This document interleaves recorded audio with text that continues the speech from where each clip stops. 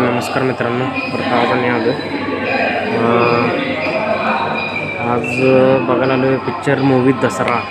नानीचा picture आहे आणि चांगला दिसायला आला. म्हणजे ट्रेलर वगैरे त्याला एक नंबर होतं. तर आता बघूया पिक्चर कसं असतं. ब्लॉकबस्टर तर सगळीकडे आहे. थोड्या वेळानंतर इंटरव्ह्यू वगैरे झाल्यावर याचा पण रिव्ह्यू वगैरे टाकतो. बघूया कसं असतं, ठीक आहे. आणि त्याआधी आता मी बसलो इथं काय काय आहे तर रिव्ह्यू म्हणून ते तुम्हाला व्ह्यू दाखवतो.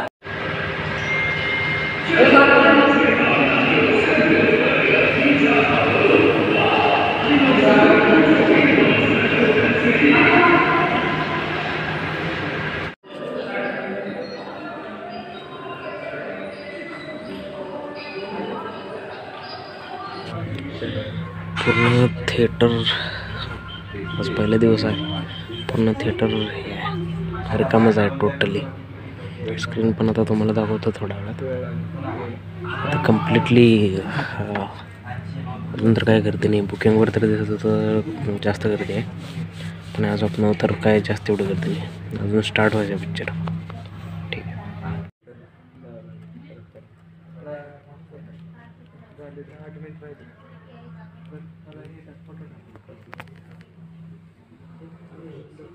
तर आजचा आहे दुसरा दिवस. काल रात्री याला तरी 1:30-2 वाजलं मला, तर त्याच्यामुळे रिव्ह्यू काय टाकायला आलं नाही. तर विषय झाला कसा, काल पिक्चर म्हणजे बऱ्यापैकी होता एक नंबर. थिएटर एक्सपिरियन्स जे म्हणतात का नाही, तर ते एक नंबर भेटलं काल. आणि सगळ्यात भारी ॲक्टिंग म्हटलास तर नानी आणि कीर्ती सुरेश. आणि आता दुसरा तो सुरीच्या नावाचा जो कॅरेक्टर होता तो पण एकदम बेस्ट प्ले केला, जोपर्यंत त्याला मार देत. आणि त्याचं जे म्हणजे जसे त्याचे डेथ झाले का नाही, तर इंटरवलला एक नंबर म्हणजे एक नंबर सीन आहे एकदम. म्हणजे जितके पण आम्ही थिएटरमध्ये बसलेलो का नाही, तर एकदम म्हणजे असं डोक्याला हात लावलेलं की बाबा असलं वाटतं त्याचं डेथ सीन दाखवल्यात.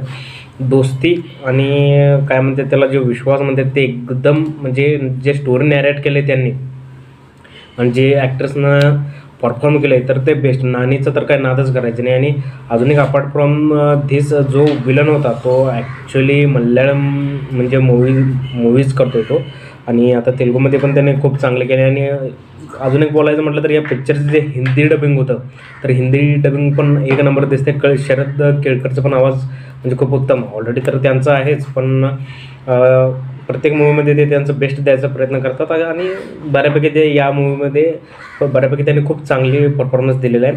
आणि ओव्हरऑल जर सांगायचं म्हटलं तर दसरा एक थिएटर एक वन टाईम वॉच तुम्ही म्हणू शकताय, ठीक आहे. वन टाईम वॉच म्हणजे असं म्हणू शकत नाही KGF सारखा, RRR सारखा म्हणजे प्रत्येकदा बघायचं थिएटर एक्सपिरियन्स एकदम असा एवढा पण चांगला नाही. हां, पण ॲटलिस्ट एकदा तरी तुम्ही थिएटरमध्ये गेलं पाहिजे. रिकमेंडेड आहे, बेस्ट मूवी.